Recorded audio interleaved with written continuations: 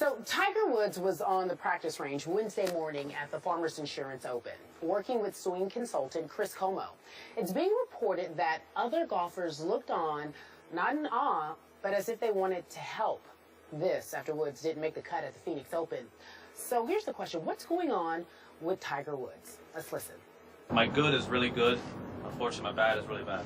I feel like with Tiger, we're witnessing the most significant pendulum shift or swing of any athlete in the modern era that we've ever seen. I'm not sure if he came in totally prepared last week and left shocked, or if he came in underprepared. Either way, he left shocked. I just don't think that Tiger expected that result. He's always said he doesn't show up unless he thinks he can win. But Tiger has trust issues now. He's changed coaches several times. It's been well documented. He can't even trust himself because he's confused. So he does need another set of eyes. He may need a conversation to get him out of kind of the lessons that have cluttered his mind.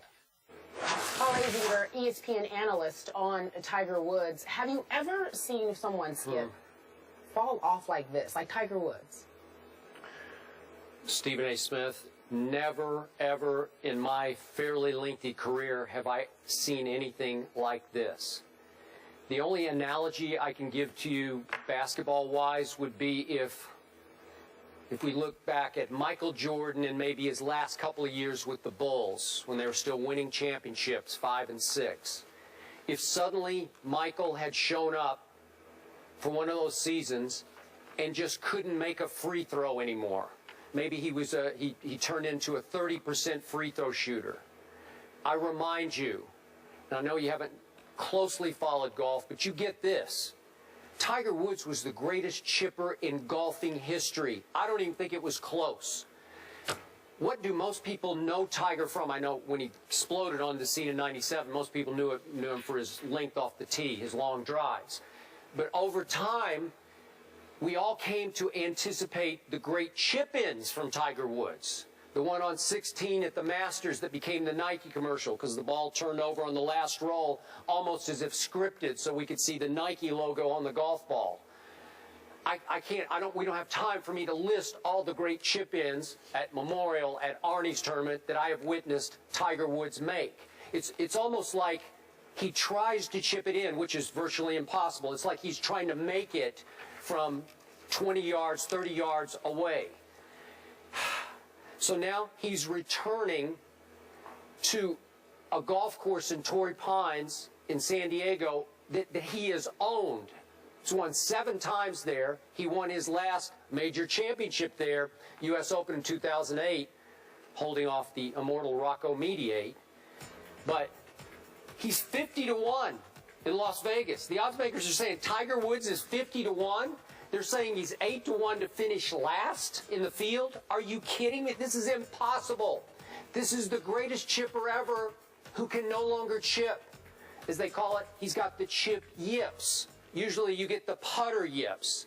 These are fine, hand-eye skills, delicate hand-eye skills. And once you lose it and you get the gremlins in your head, the demons, it's just hard to get them out of your head. We see it with lesser players in other sports. Saw it with Rick Ankiel, a pitcher in baseball, going way back, Steve Blass, a pitcher in baseball who just suddenly couldn't find home plate anymore. We've seen it Steve Sachs, Chuck Knobloch, trying to throw from second base to first and just got the yips, just couldn't do it anymore. I've seen golfers like Ian Baker Finch, who's become a great analyst, win the British Open and then just lose it off the tee. Ian Baker Finch just couldn't hit it in the fairway anymore and finally had to quit for quite a while. Saw that with other golfers. David Duval, Bill Rogers won the British Open and then just sort of lost it mentally. This is Tiger Woods we're talking about here. And all of a sudden at the Phoenix Open last week during Super Bowl week, he looked like he couldn't shoot 100 when he was chipping. Seriously.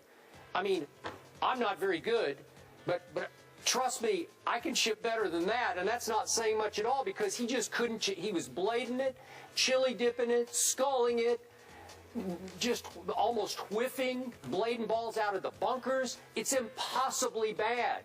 But Tiger's got demons, and usually when you get those demons, man, you are shocked. Phil Mickelson stood up for him last night, ahead of the at Torrey Pines ahead of this tournament and said, hey, you guys, he's going to have the last laugh. Maybe he will, but he's 39 years of age, and we know that in major championships since '08, we can't even recognize the guy body language-wise. I don't know what happened to that Tiger Woods. Now, on top of that, he can't do what he used to do the best? You are kidding me. It's hard to fathom how psychologically shot Tiger Woods has become. I don't know. Have you seen anything quite like this? I've never seen anything like it, Skip Bayless, and I got to tell you something. I've totally given up. I'm sorry to say that. I don't mean to be negative or pessimistic. I'm just calling it like I see it. When you're psychologically warped, you're done. Because in order to get back to where Tiger was not just dominant physically. He wasn't just dominant with his skill. He was dominant mentally. He had this aura about him. He walked, and in his presence, as a golfer, you just knew that you were in for a long day, in all likelihood. He doesn't instill any level of fear in anyone whatsoever.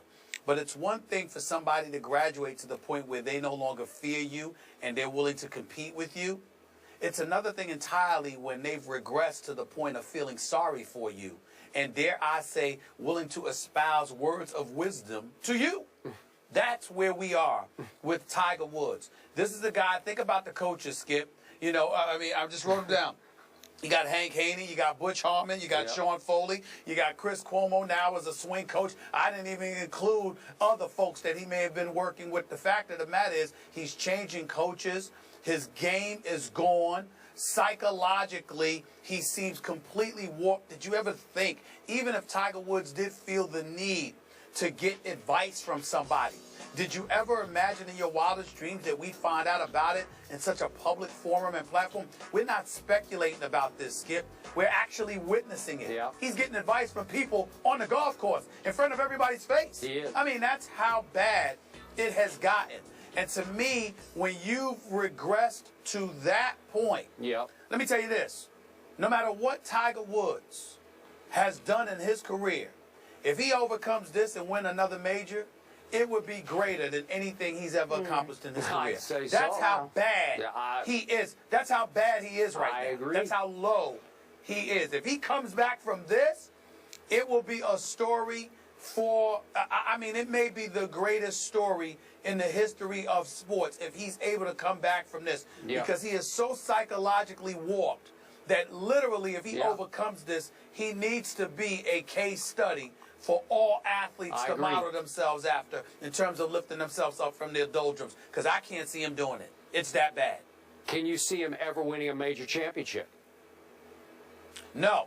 That's my point. If he wins one, he'll win 3 more. Exactly. It's the one he has to get to. And I don't know if he'll get to the one because he's psychologically that damaged. It seems to me that he's literally happy now, y'all, just being liked and people talking to him and giving him the feeling as if they got over all of his transgressions, which were never any of their business to begin with, but that they've gotten past the transgressions, and now they've got to the point where they're actually giving him a sympathetic ear and feelings of sympathy, and he seems more appreciative of that than focused on playing winning golf.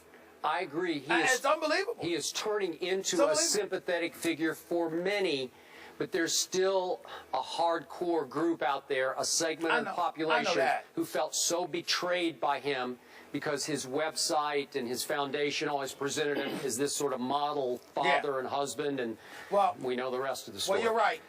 You're right, Skip. I shouldn't say it was none of our business because he made it our business. He did. So I take that part back.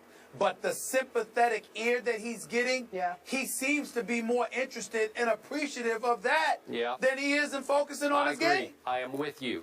And just to piggyback your point about what scene we witnessed last night or yesterday during the Pro-Am, he wasn't asking Phil or Rory for chipping advice. He was asking Billy Horschel and Pat Perez. These are just guys. They're fine players, but they're just guys. This is Tiger Woods. This is pathetic. You know what it is? Speechless. Yeah, like you kind of want to put an adjective in between Tiger, Woods, right?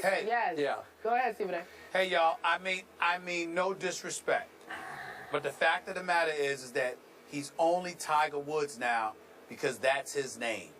The Tiger Woods that we once knew is nowhere to be found right now. He's nowhere to be found. So, Skip, Stephen A. says he wins one major, he wins three. You agree with that? No, I do not. It's just too hard, and he's getting too old. And I've seen this so many times. I even saw the great Ben Hogan get the putting yips post 40 years of age, and he finally just gave up and quit. This was a great player. Now, I know it's a little before your time, but he was on Tiger's level, and once something goes with those fine motor skills, those little putting skills, the finesse skills, you just can't get it back. You can't get it back? No, you cannot get it back because age will catch up to you. You're losing confidence and you're losing control, a little bit of control, just a touch of control. It's why we see the older guys go to the belly putters, you know, so they can control them better, the long putters. Well, the only reason I disagree with you there, Skip, is because we're lamenting the psychological side of Tiger Woods and discussing how much of an impediment that has been to his success. That is preventing him from getting anything. But if he were to win one major, then a legitimate argument could be made that that psychological damage has been overcome. Okay. And once that's been overcome, then anything's possible. Okay, I would agree with you if we had any evidence in the other parts of Tiger's game that he was still Tiger Woods. You realize he cannot drive the ball straight off the tee anymore. Everything is four right. He gets the duck hooks. He gets like he can't drive the golf ball straight. If you told me that from tee to green he was still Tiger Woods, I'd say, okay, maybe he can figure out the chipping and the putting. Maybe it'll come back around just in the flow of playing a lot of different tournaments. But again, the rest of his game is not very good either. And now he's gone with this coach. This is an unknown coach from Glen Eagles Country Club in Dallas, Texas, or in Plano, Texas. You know, it's like, come on, really? You went with that guy? Skip. What is up? But Skip, isn't it obvious? And Kerry, help me out here. Here's the deal. You have a guy that went through what he went through. And now, here you are, you can't seem to do anything right. You're psychologically warped and messed up. And Skip, you've taught me how much of a mental game golf can be. And so all I'm trying to say to you is that if the psychological parts of you have drastically affected how you have played, if you're able to overcome that, then, I mean, did you see him yesterday, Skip, when he was talking about Sifford? I mean, did you see the tears? Did you see how moved he was by a guy he labeled his granddad? It came across as completely authentic. It was so genuine. It was so genuine, right? Well, guess what? You know what that reminded me of? How Tiger must have felt when he lost his dad. And we all know what his dad meant to him. So your dad's gone. A guy that's like a grandfather to you is gone. You know, friends that you once had, you may have lost because they felt betrayed. Your marriage is over. You know, the kids, you got to take care of that because you're still a dad. You know, you're being pulled in all of these directions. It's a lot to deal with, man. I'm saying it's not to me about his game. It's about what's up here. I'm with you. That's what you're seeing because he hasn't worked on his game. Because all of this other stuff is going on. So it's still a chance. But he has to win one first. He wins one, I think he'll soar. But it's that one obstacle, man. Well, that's what's messing with him. Let me finish this off by saying I can't tell you how much I hope you're right about this. I hate to admit this, but golf still needs Tiger Woods. Unbelievably. Why do you hate to admit it? Because you'd like to think that the tours. Now, I'm a golf nut anyway, so I'm going to watch. But I realize, just talking to my mom, who's a big golf fan, she doesn't really watch without Tiger. Same here. Wow. All right. Hopefully you're right, Stephen A. Just one. Get him over that mental hump. Moving on. After the break, our draft expert, Todd McShay, will join us to tell us where he thinks the top 10 will land. That's coming up in just a few moments.